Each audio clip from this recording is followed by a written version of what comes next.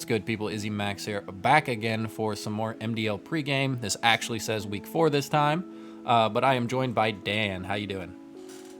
I'm doing well. Looking forward to going through another one of these pregame videos.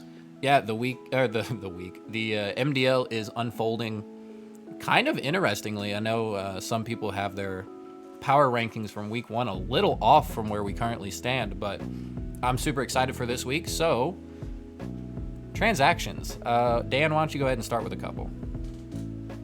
Yeah, absolutely. So let's talk about your Kling Klang from Mile transaction first, since that's right at the top.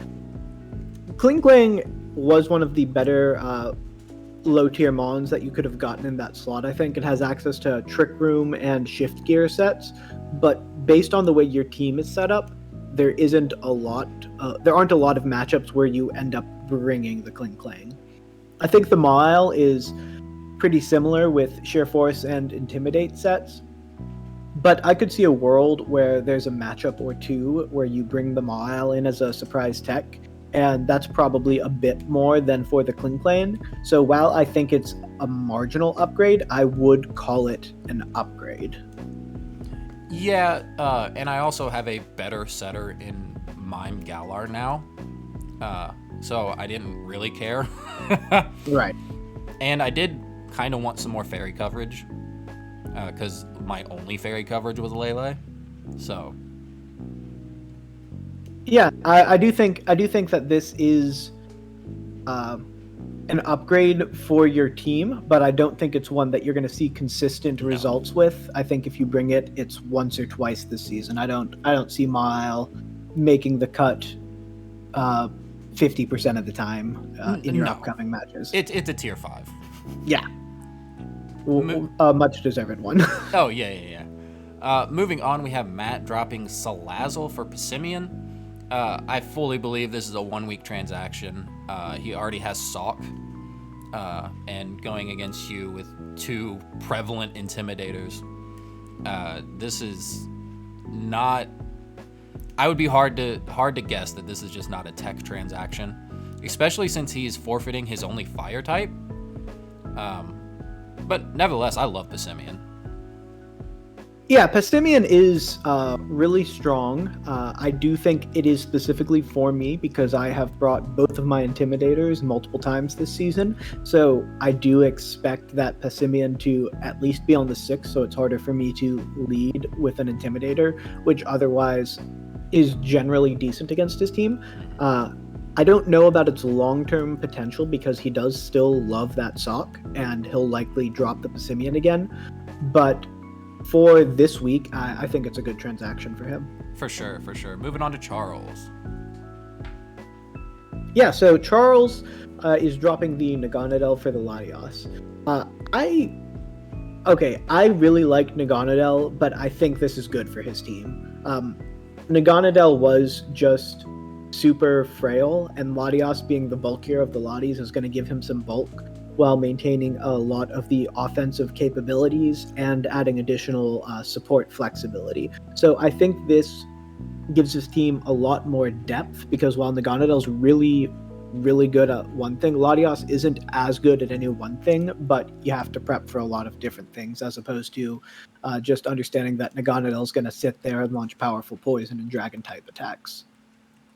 Yeah, and it's not weak to ground. That's true. He has the huge Heatran and Naganadel. So when your 2 T1s are weak to ground, they're going to be teching ground moves. So I do think the Latios is very, very good here. Naganadel is interesting, but I feel like it's just too frail to do what you want it to. So I do really like this one. Next up, we have John dropping Suicune for Meowstic. I feel like a lot of his bulk he is starting to realize is redundant, and Suicune is one of those. Like, it's a Tailwind setter, but he has Fletchinder, which does it at a priority. So I really do like the Meowstic doing some prankster stuff, which his team would really like because he's not in a faster speed tier, and it's not always reliable to have the Fletchinder set that Tailwind. So I just really like this trade. Trading some bulk for some utility, I really think is going to highlight some of what he has. I can agree with as well. The Suicune being a Tailwind Snarl Bolt shared the same role as what's the name of the one bird that he has? Fletchinder? No, the bigger one, the dark type.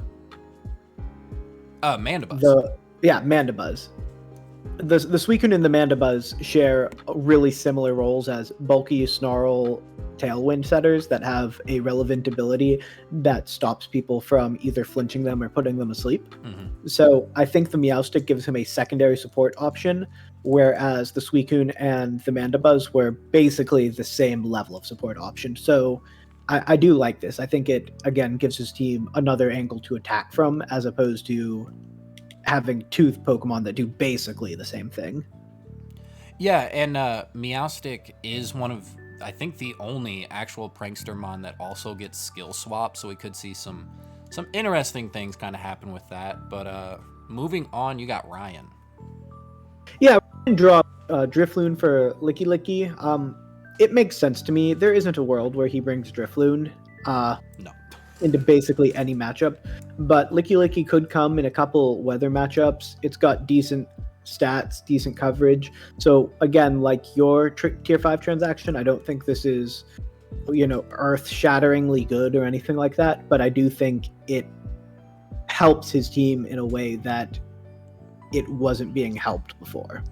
Yeah, me and Ryan in the NBC, we use Drifloon pretty much as a Tailwind bot, and you kind of struggle to bring it. If you're not just wanting it to set Tailwind, it doesn't do anything.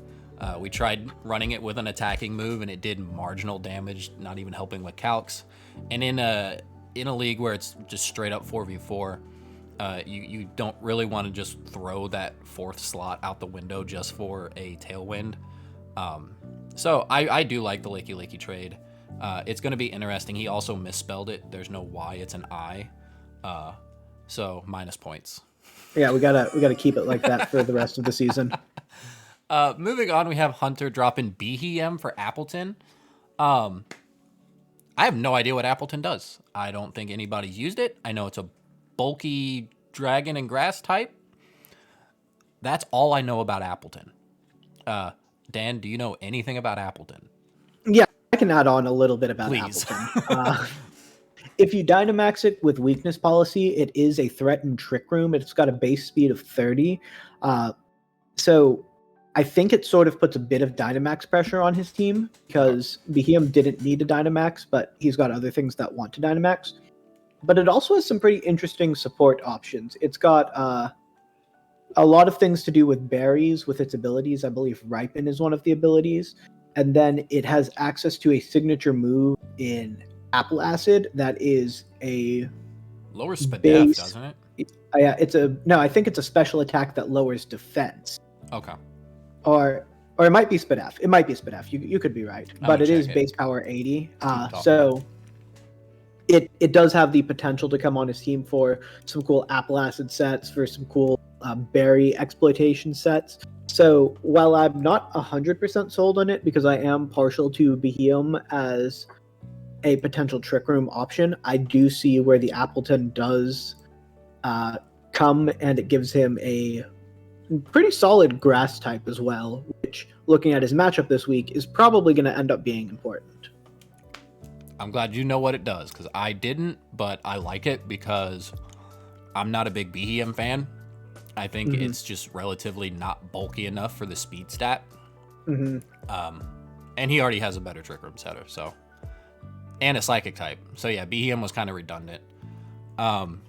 Moving on, I actually want to take this one, the Maractus for Quagsire from Hector. Maractus has been like an unsung hero for him, just memeing, and it literally beat Johnny by itself. But he already has Vaporeon, so Quagsire is kind of interesting there in that slot, because now he just doesn't have a grass type, which isn't a huge deal. Like, grass, out of the cores, grass is kind of one of the least important ones. But I don't know. I don't know what Quagsire does that Vaporeon doesn't. So I'm not sure how much I like this because, like you said, Maractus has come, I think, every week for him. It is his kill leader as well. Yeah. So he is getting rid of his MVP for some potential redundancy based on the Quagsire. I do think there is potential if he's afraid of a setup sweeper for Quagsire to do well defensively because it has access to Unaware, I believe, and he can just sort of set up amnesia sets, sort of like the Slowbro that just ran this past week, except boosting against it doesn't help. Right. So it could become quasi unkillable, except for the crit that will inevitably happen anytime he tries to run that set. So that is one potential use for it. But overall, I don't think I'm a huge fan of this transaction, just because the Maractus had been doing pretty decent work for him so far this season. Yeah, yeah. I liked the Maractus. I was starting to come around to it. Granted, like, its move pool is super shallow, but I don't think Quagsire's is much better. But yeah, whatever. We'll see if it works. You can have the last two here. All right. So Burst trades Trevenant for Jellicent. He not used Trevenant once because he had the bye week, the 1 week that it was on his team. So he just immediately dropped it for Jellicent. In a vacuum, I like Jellicent a lot more than Trevenant. And I like Trevenant, but Jellicent just does so many things as a Trick Room setter, as a bulky water type. For this current week, he does have Jellicent and Feeney on his team, even though I know that Feeney isn't necessarily long for his team in the long term. Right. I don't like it for this week, but I do like it in the long term for his team. But this week he is going to be going up against a Dracozolt team with multiple water types. So that makes me a little nervous, but in a vacuum, Jellicent is much better, and as he retrofits the team around it, it has the potential to be much better. I just hope that he's able to do it in a quick enough manner that he's not too far behind the 8-ball to be competing for one of those wild card spots out in your division. For sure. And it was already said that this should have been the trade in the first place. Trevenant shouldn't have been on the team. But, it's being retrofitted. And like you said, I just hope it's quick enough to kind of start jumping in on that wild card plus kind of category in our division, which I think this team is completely capable of if the right transactions are made. Moving on, we got the last one. Yeah, this last one, we've got Toxic dropping Grapplocked for Orbeetle. So Grapplocked was pretty redundant on his team because he has a Conkeldurr, which has a better speed stat for Trick Room because Grapplock's 42 isn't great. Grapplock does have a decent move pool, but not an amazing one. Its signature move, Octolock, doesn't do any damage, but traps a Pokemon and lowers its defense stats each turn.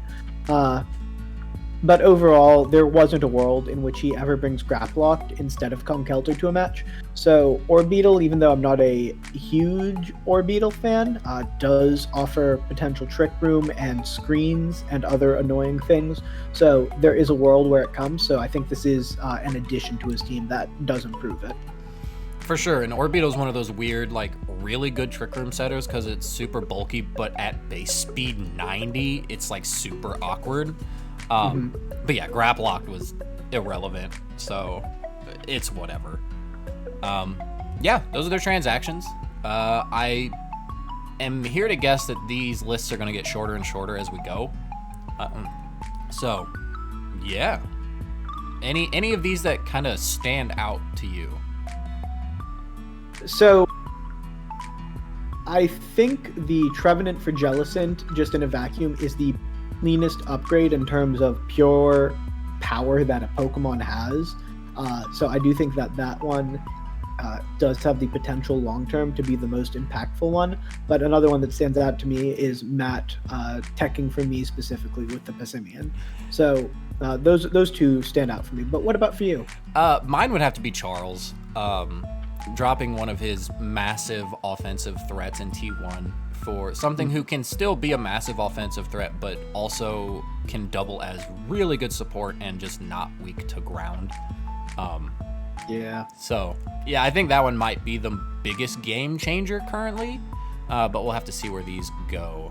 Moving on, we got our first match of the week, and this is going to be Toxic and Jess. So, Dan, why don't you go ahead and start with this one? Yeah, absolutely. So this is a really, really important matchup in the blue division because these are the two coaches without a win in the division currently. And if they fall too far into a hole, the blue division is looking really strong this season. So it's going to be tough to claw your way out of it, especially if you've got a difficult out of conference schedule. So looking at this matchup, I see Conkeldurr and Mimikyu as the two options that I think are the most important.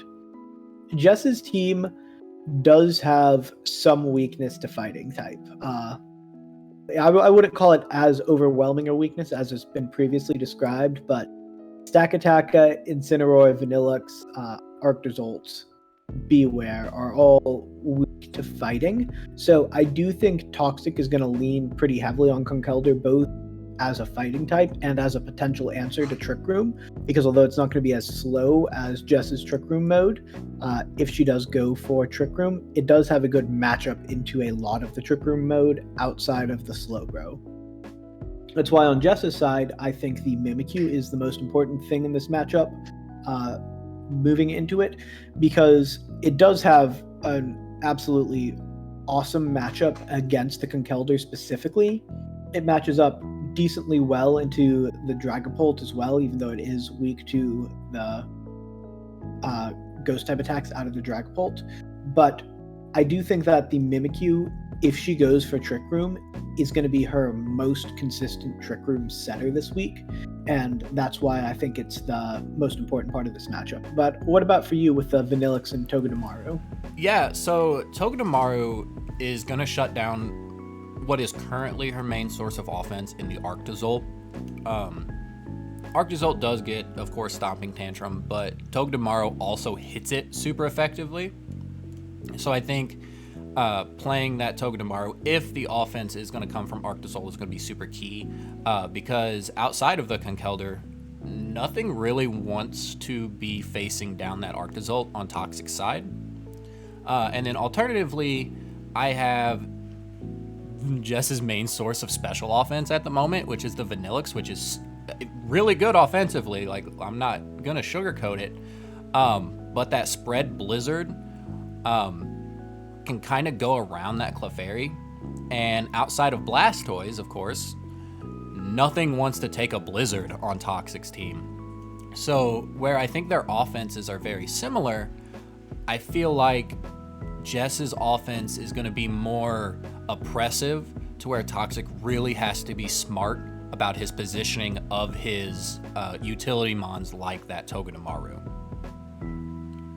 Yeah, I can definitely see that if she decides that the Hail mode is the way to go this week. I do believe that the Arctozolt, if it's max speed under Hail, outspeeds the Dragapult very narrowly. So by that one. Is a... Okay, by exactly 1 point. Yep. Awesome. So that is a direction that she could go if she so chooses. And if so, I do think the spread damage to get around that annoying Clefairy redirection is going to be important.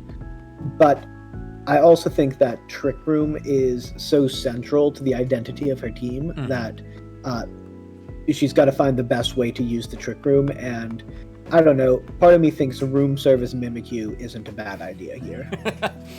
-1 Mimikyu still doesn't underspeed Conkeldurr. Iron Ball Mimikyu isn't a bad idea here. There you go. But yeah, no, this is a very important match for the blue side of things. I don't know when we'll get to the red match, but both teams who haven't secured a win yet actually play for both sides of the division this week. So this is very important. I don't believe that's true. Is it not? Well, no. We'll get to it. Okay. Next up, this is all you. Go for it. All right. You are going up against John. So my first impression looking at John's team is that outside of the Rillaboom and the Cradily, everything, and I think literally everything, gets one shot by the Dracovish. Yes, it does. Yeah. I was just looking at it again. Yeah, maybe Mandibuzz survives. You might be able to make a bulky enough Mandibuzz, but not if the Dracovish gets a band, or if you want to go with even Strong Jaws or something ridiculous like that. So that's why Dracovish is my most important mon in your side of the matchup. And then from John, the Cradilla, because it can have Storm Drain. I think just having it on Team Preview as a threat to potentially switch in might stop the Dracovish from just locking into the Fishious Rend, which otherwise is a pretty clean sweep against his team if you can get that under sand or with a little bit of speed control.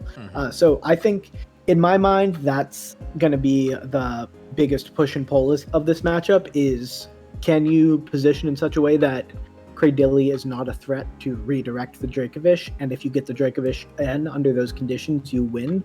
But otherwise, I think John's got a chance in this matchup. But without revealing too much of your prep, what are your thoughts on the matchup? It's basically really good offense against very bulky, supportive threats. Like you did say, that Cradilly, maybe the Mandibuzz, but also the Comfey. Surprisingly can do a bunch of damage because of the triage for Draining Kiss. And the Fletchender there is also a huge threat because of the Gale Wings Tailwind. Yeah, it's going to be a fun match. I know Johnny really well. We went to college together, and he brings wacky stuff.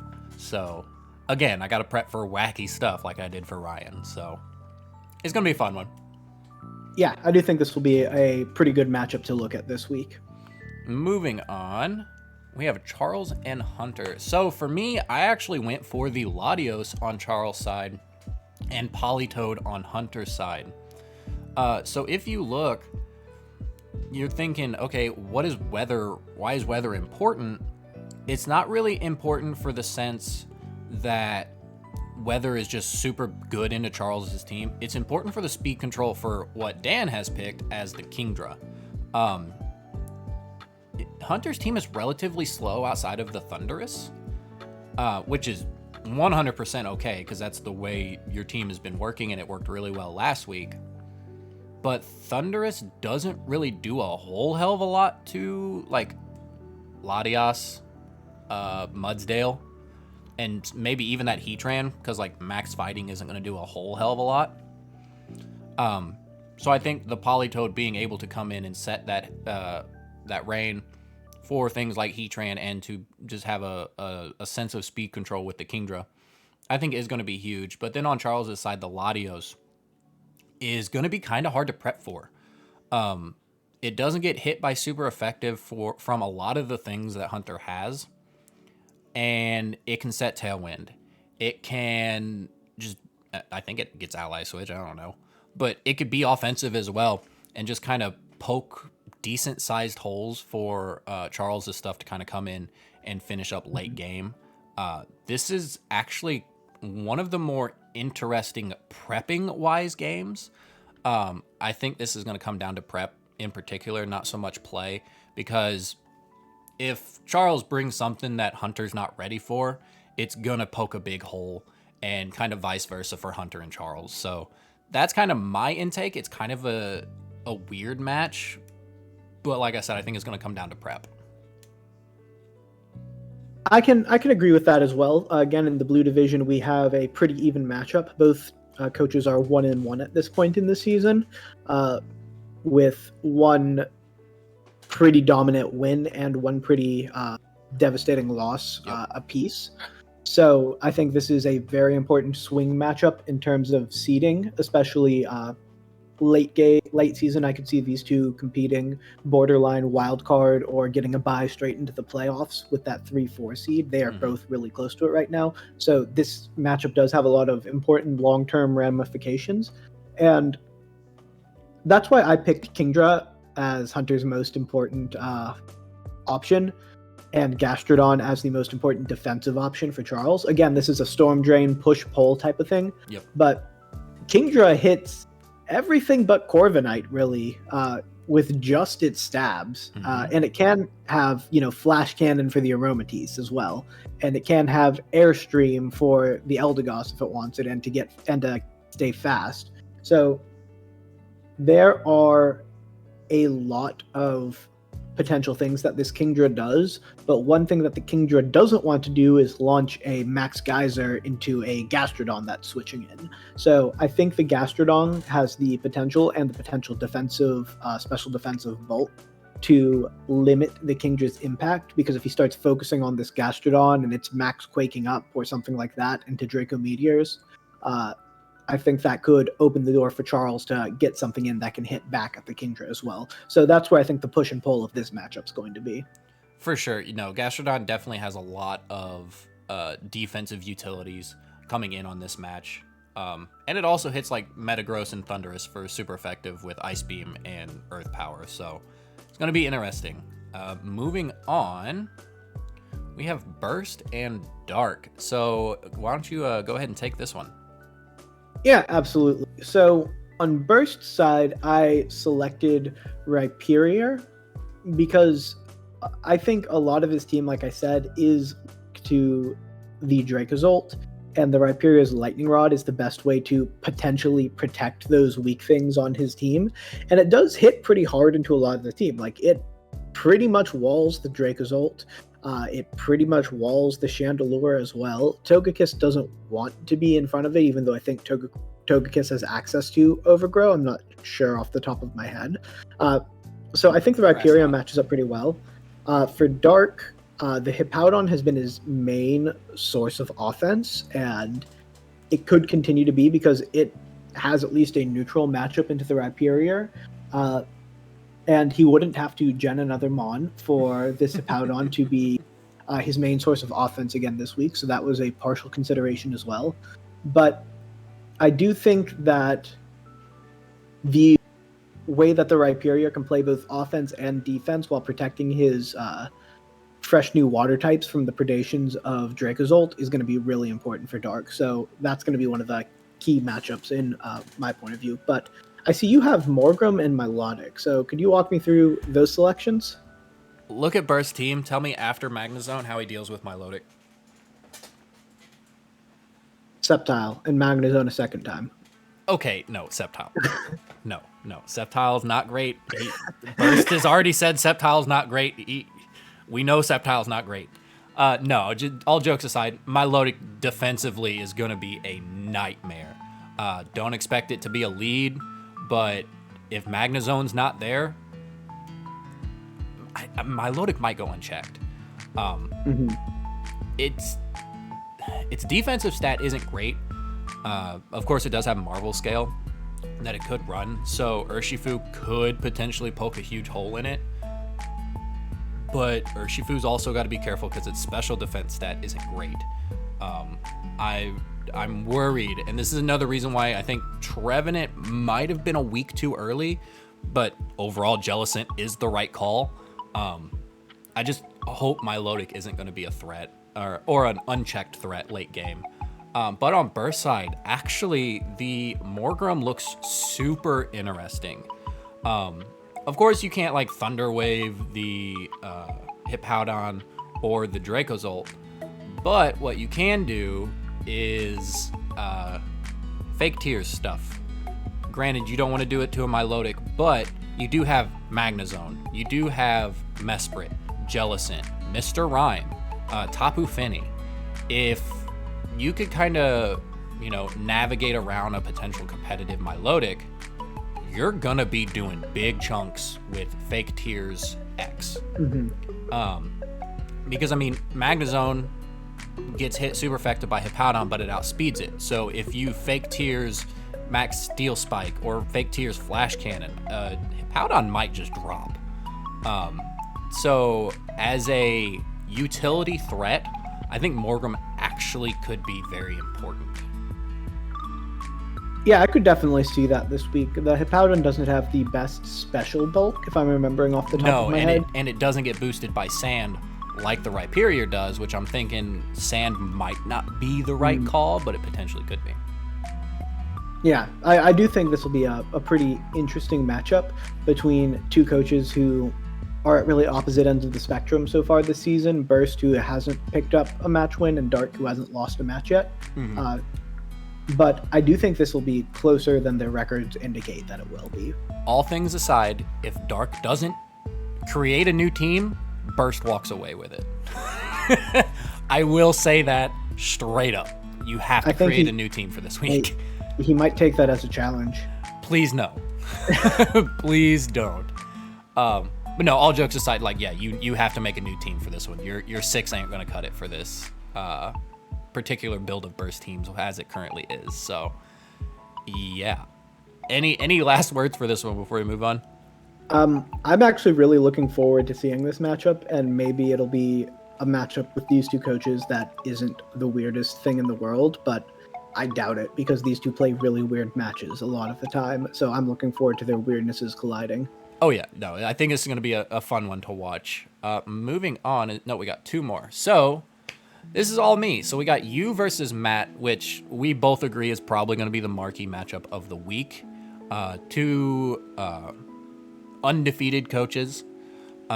You previously stated that Matt, as it only being a 1-0, has not beaten a Dan yet in the MDL. So the Mons I've kind of picked here, kind of not picking Passimian because I really do feel like it's a tech just for you. I actually picked Mamoswine. It actually kind of checks everything that isn't named Primarina relatively well.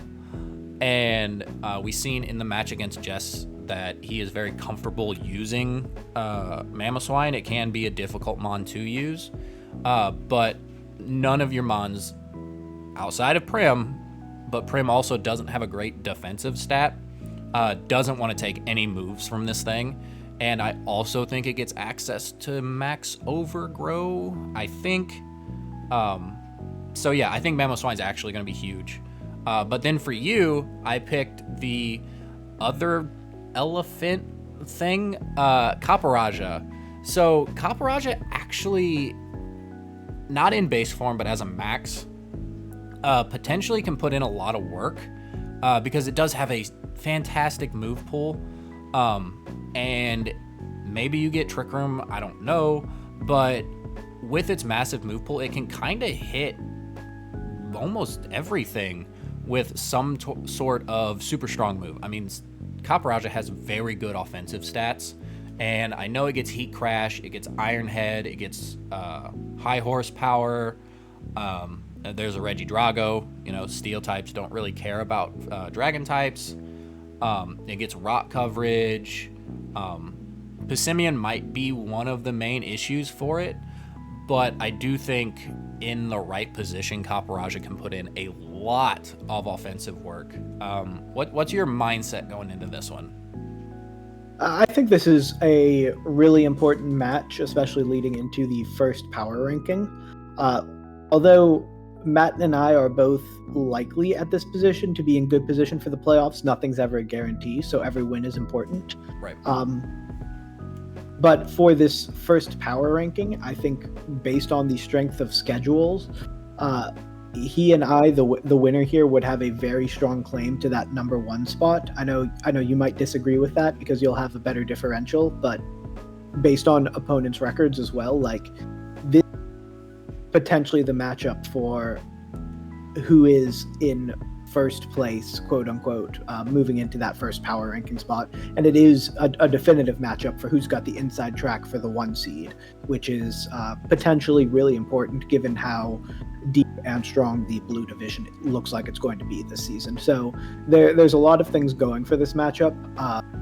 Under Trick Room, Kaparaja, I think, gets play rough for Passimian. Oh, it does, yeah. So that could be the play as well if Kaparaja does end up coming. But I think there's a lot of potential in this matchup for some absolute fireworks. So I am very much looking forward to it. For sure. Like I said, we're not going to go like at the end of the video where we talk about our marquee matchups. We've both agreed before this recording even started that this is the match to watch for the week. So if that's not at the end of the video, you know why. Moving on. Dan, here you go. Looking at Grant versus Ryan here. It's a really interesting matchup. Grant, as we've said a couple of times, is one of the newer players. who has had some very marked improvements just sort of week over week, and I expect that to continue against Ryan, who, while he's newer to actually playing the VGC drafts, has been around VGC and drafting for such a long time that he's a real veteran at this point. So this is sort of a new versus old matchup that I think could be really interesting to watch. On Grant's side, I think the Landorus Therian is going to be really important, because if you look at Ryan's side, his main forms of offense are Moltres, Blaziken, Raikou, Haxorus, Marowak, and Registeel. Maybe you include Slowking in there for main forms of offense. And Landorus has at least a decent matchup against all of them. Maybe the Moltres is maybe favored, but Landorus is faster and has access to things like Max Rockfall. So that's why I think the Landorus is going to be really important for Grant, and also why I think for Ryan the Indeedee is going to be really important, because a physically bulky Indeedee can survive a lot of these things that the Landorus otherwise is throwing with impunity into his team, backed by Intimidate as well. So I think these two are both going to be pretty important in this matchup, which I think has the potential to, in terms of gameplay and cool tech, be up there in terms of matches to watch this week. But what are your thoughts on the matchup? Yeah, so I picked Azumarill, which was your pick last week against me, and then I also picked the Moltres. Azumarill actually matches up decently well. Again, it does have to kind of fight with that Psychic terrain like he did against me, but he's going to know kind of how. He does have the experience now fighting Psychic terrain. Granted, this Psychic terrain has a follow me user. I didn't, but Azumarill doesn't really take a whole lot from some of Ryan's main offenses. It resists one of Moltres' stabs. It resists both of Blaziken's. Raikou's an issue, but is immune to Haxorus. And maybe Haxorus has like Poison Jab or something, but then you're not maxing the Haxorus. It can deal with Marowak relatively well. Registeel is only neutral. So I think the Azumarill, in a better sense, actually has a better matchup here than it did against me. And on paper, it looked really good against me. So I'm excited to see how the Azumarill play, if he brings it, is going to kind of morph based on what he brought against me for Ryan. And then on the other side, I do have that Moltres. Grant's main like source of like super good reliable offense is that Sun mode, and Moltres pretty much says no to that, pretty much by itself. I don't think Venusaur really gets anything to touch it, and it's just the Ninetales. Like, it's great, but I don't think it's really going to be doing much around it either. Granted, Grant does have good mons to kind of deal with it, like the Jolteon, the Landorus, and the Azumarill. But if it goes unchecked, I do think the Moltres could kind of sweep. And this is going to be another one, like in our video yesterday for the Red Breakdown, I said Grant really has to get his first maybe like 2 or 3 turns solid. I do think that is where his gameplay kind of lacks, which is fine. Like, he's a new player. You expect something not to be there. His end games are really good. His prep, his play is fine. It's those first 3 turns that kind of mess him up a little bit. And with Ryan kind of knowing what he's doing, I feel like those first three turns are going to be super crucial for this one. But that's it. If Grant can get ahead in those first 3 turns, I think Ryan's going to struggle to kind of deal with some of these more bulky offensive mons. But in turns, if Ryan can just completely come out the gates in them first 3 turns, Grant's going to have a hard time kind of clawing back. Mm-hmm. I can definitely agree with that. I think Grant will have learned his lesson on ally switch potentially, or who knows, he could lead Musharna and just click ally switch 8 turns in a row, and I could be entirely wrong.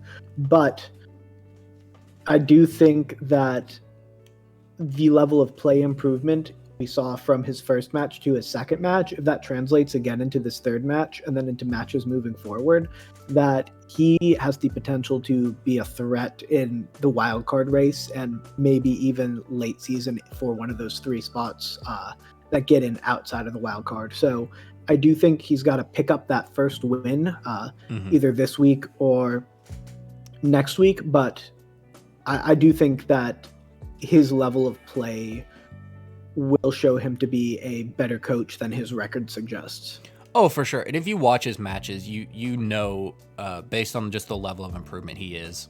And like I said yesterday, again, even if it doesn't all 100% come together this season, Grant is going to be a threat if he comes back next season, just based on how much he's learning and how much improvement you can see in his play. So, Ryan, don't sleep on him. But Grant, you got to come out, you know, fist swinging. So I'm excited for this one. I really am. Yeah, this one should be a really good matchup. I think we've got a lot of, especially compared to last week, I think we've got a lot of pretty even matchups that are going to be pretty much must-watch television. Man, I am so good at words. Yeah, no, this week is going to be very interesting, especially moving into those PRs. But, yep, here you go. Marquee matchup. We both agree. Yes. One to watch. Don't miss it. That's correct. But yeah, any final words before we wrap it up? Not too much else. I am very much looking forward to the matchup of the undefeateds with Matt this week, and I'm looking forward to watching a few of the other matches as well. So I think we're going to have a good week. Yeah, I think we will. We are hammering out some of the logistics for the PR. So without further ado, we will see you then. Peace. Bye.